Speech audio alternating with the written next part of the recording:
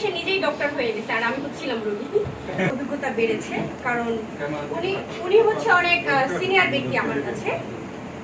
এর আগে ওনার হচ্ছে কয়টা মুভি রিলিজ হয়েছে?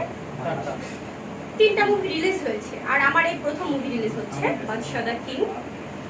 সো শুটিং করতে গিয়ে অনেক ক্ষেত্রেই আমি হিরো আলমের কাছ থেকে হেল্প পেয়েছি। সে আমাকে অভিনয় বলেন বা গানের মধ্যে কি বলে অনেক কিছুতেই সে আমাকে হেল্প করেছে।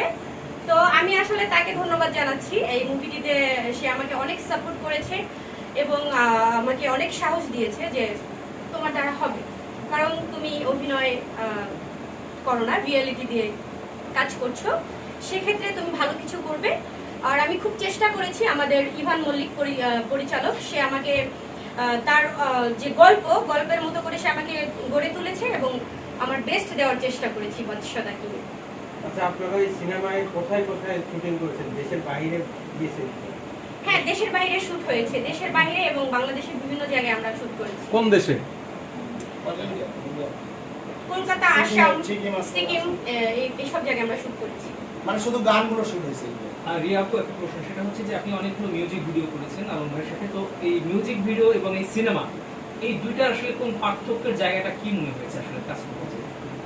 না, মিউজিক ভিডিও হচ্ছে আসলে সেটা তো অভিনয় না, সেখানে হচ্ছে মিউজিক ভিডিও আর হচ্ছে অভিনয় সিনেমা একদমই ভিন্ন কিছু। কারণ এটা হচ্ছে বড় পর্দা, তো বড় পর্দায় কাজ করতে গিয়ে আসলে অনেক কিছু শিখতে হয়েছে বা অনেক স্ট্রাগল করতে হয়েছে।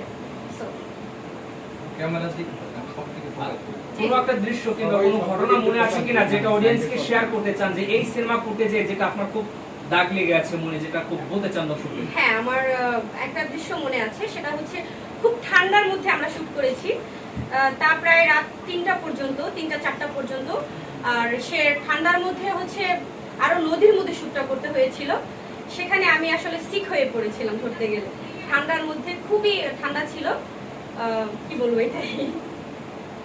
তারপরে নায়ক কিভাবে সেই নায়িকাকে সুস্থ করলো, কিংবা নায়কের ভূমিকাটা কি ছিল সুস্থ করার ক্ষেত্রে? নায়ক অবশ্যই নায়কের ভূমিকা ছিল। সে তার আর আমার শুট একসাথে ছিল, যে সেক্ষেত্রে সে আমাকে উষ্ণ কাপড় দিয়েছে বা বলেছে, তার ব্লেজার খুলে বলেছে এটা পরো তুমি, একটু গরম লাগবে, এটা পরে থাকবে। ডাক্তার স্যারের সুস্থ?